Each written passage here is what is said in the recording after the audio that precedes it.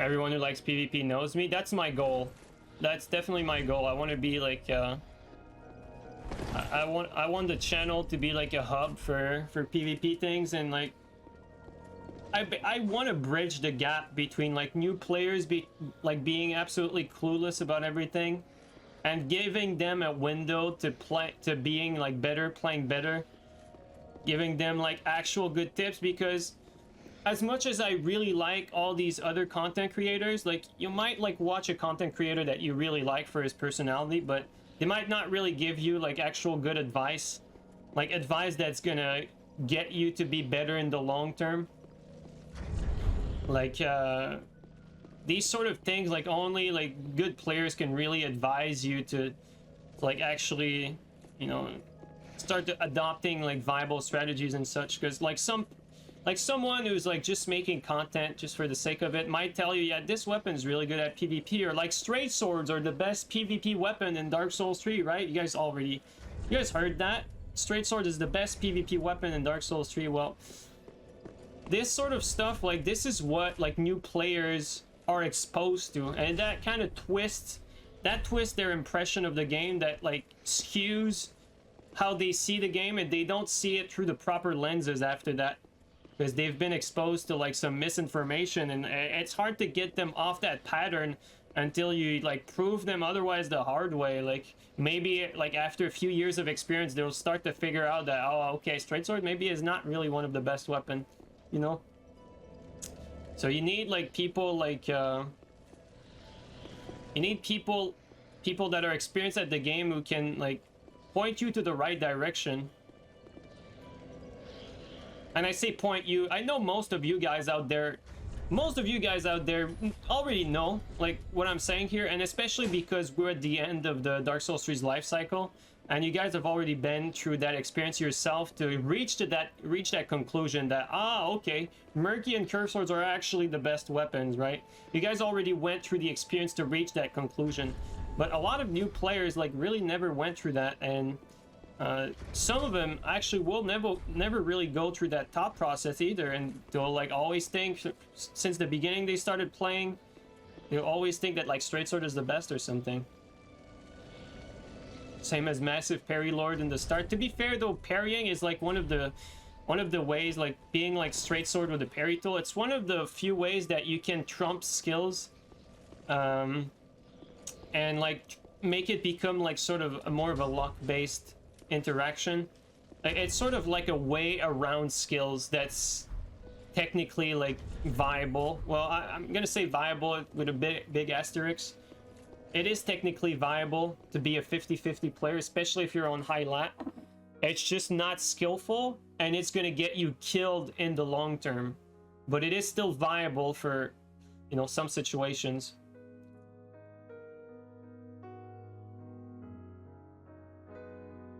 PvP skills was saying that back in the day. Yeah, I'm not taking blows at any content creator when I'm saying that. No, I'm bragging. I'm bragging that we're better than all of them. It's very different. That's what we're doing here.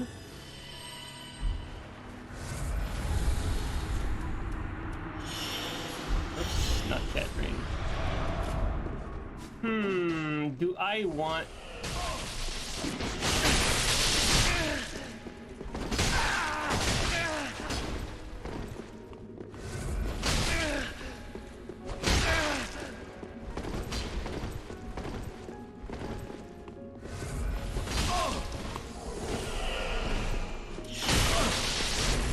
Already took a good chunk of his health there. What I don't like is that, like right now, like say this fight was say I couldn't ill punish him, right? He could probably beat me by losing every single trade and then healing the damage back. So I have to be careful, like just trading with the greatsword, so I don't trade too often. Otherwise, he's just gonna out-heal it, right? So I'm being careful to hit him clean with the claymore, as opposed to, if it was a duel, I'd just be looking for a normal trade.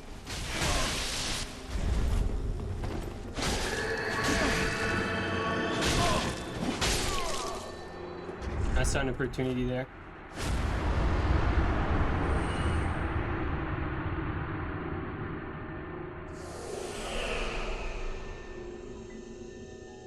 Straight swords are a great PvP entry-level weapon. Yeah, absolutely. And but that's not what was being portrayed at the beginning of Dark Souls 3. Like, what was being portrayed is that the straight sword was the best weapon in the game, which is very, very far from it. And even with low level of skills, there's weapons that can arguably, like, a non-skilled player would probably do very good with a curved greatsword, if I'm being honest, in PvP. Like in low skills fight, like a low skill curved greatsword player will probably beat a low skill like straight sword player. Obviously that's all skill dependent, because straight sword is much better than like any curved greatsword. But like with the mistakes noobs make, like it's like the weapon that just wins, like, and when they get close with the R1, really, that's usually how that works. You going to SoulCon? I have no idea what that is.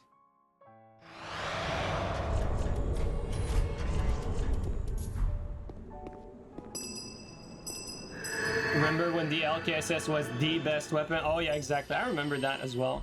Lothric Knight's straight sword was widely regarded as the best weapon.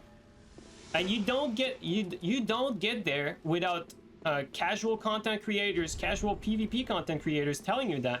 You don't reach that point if they do their own diligence. But at the same time, I'm not really blaming them, because they don't know, which is why it's fearful about that summon. Like, it's mostly up to the viewer to find the good source of information, the only good source of information, which is us. They need to find us, the path to victory.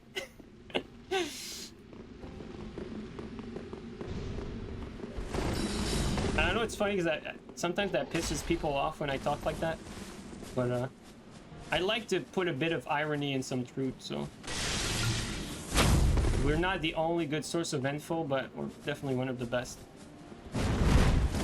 Here I'm just trying to get back to the PvE without getting plunged.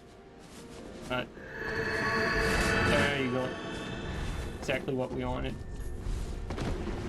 Gotta work them a little bit.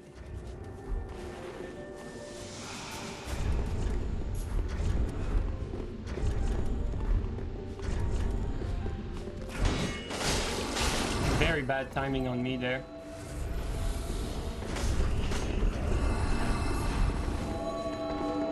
Actually.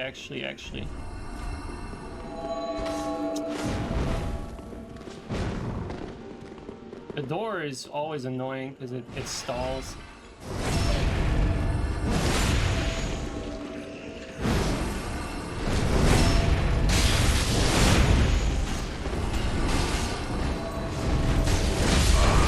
Did a good job there of unlocking without hitting teammate.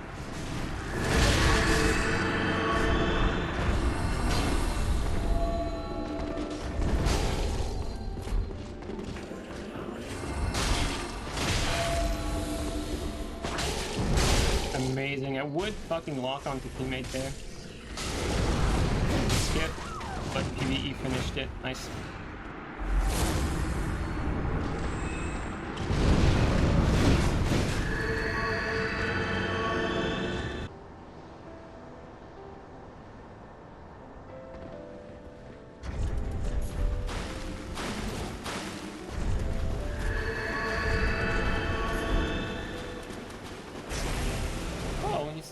Cute. The weird. Oh, they got some PvE to worry about. Oh, makes things interesting.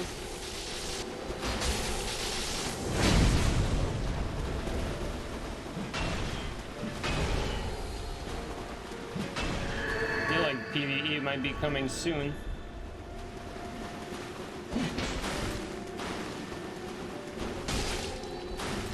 Bomb, like, you gotta be careful with those roll bombs.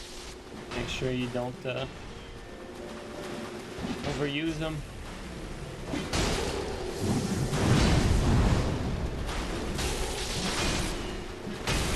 It's always annoying to have to deal with one guy with the Dragon Slayer axe, And like one split and one Dragon Slayer axe is dangerous because, you know, if the split leaf hits you, you get comboed for a long time. So you can bet that the Dragon Slayer axe is also going to hit. And then the Dragon Slayer axe covers the split leaf because of the shockwave as well. And the moment they're close to each other like that, you can't really commit too much.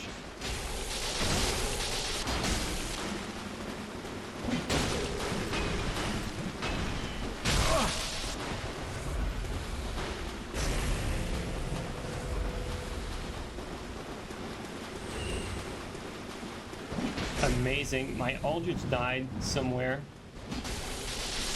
Like that, for instance. I don't want to combo this just because the other guy is right next to me just waiting for me to commit.